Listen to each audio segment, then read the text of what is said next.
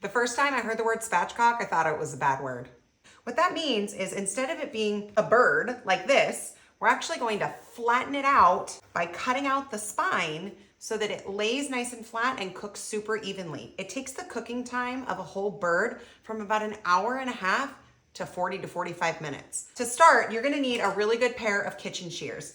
I bought these for like $12 at Walmart. They're not that expensive, and you're gonna wanna make sure you have these. You can use a knife, but if you're unskilled in the kitchen or you're just scared of cutting off your finger, you definitely wanna use these. All right, so we're gonna flip this bird over, and we're gonna find the spine, which is just running down the back side of this bird. And we're gonna cut it on either side and remove it completely. The best thing to do is actually turn the neck towards you and follow that neck down both sides of this bird.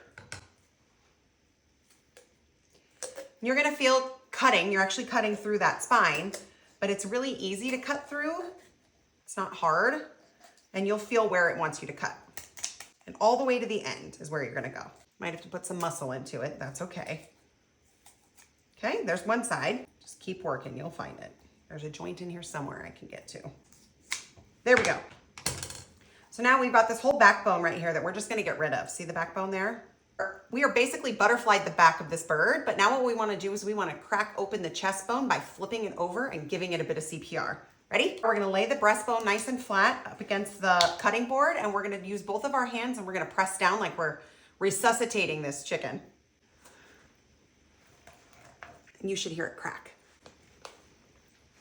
Okay, so we've gone ahead and spatchcocked this bird. That was as easy as it was. Cut that spine out, give it a little CPR, press it flat. Now, when you put it on your baking dish, you're gonna wanna make sure that you splay it out correctly so that the wings don't burn. So what you're gonna wanna do is you're gonna tuck them under, just like this, so one at a time. Take this one and tuck it under. All right, she's ready to go. We're gonna place her on a baking rack and then make some compound mayonnaise to rub all over top of her. Be right back. All right, I'm back. Let's go ahead and make that compound mayonnaise for our chicken. Normally you hear compound butter. It's when you take softened butter and you mix it with a bunch of different spices and herbs, and you can smother it all over bread or meat. It's fantastic.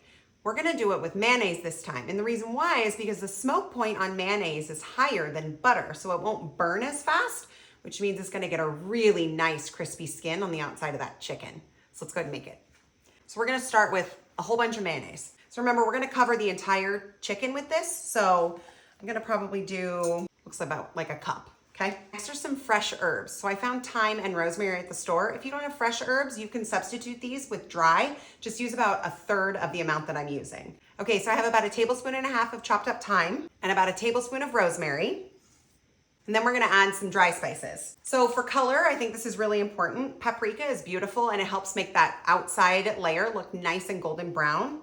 So I'm gonna add about a teaspoon. I'm gonna add about 1 teaspoon of black pepper, about 1 teaspoon of salt, about 1 teaspoon of onion powder and a half. And again, measure with your heart, 1, 2 of garlic. And then the last thing we're gonna add is a little bit of sage. I don't want it to overpower, so I'm gonna only use about 1/2 teaspoon. Perfect. Now we're gonna mix this up.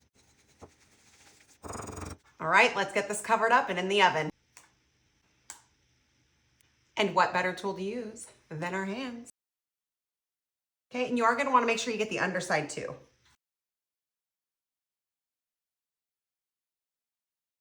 In the oven it goes.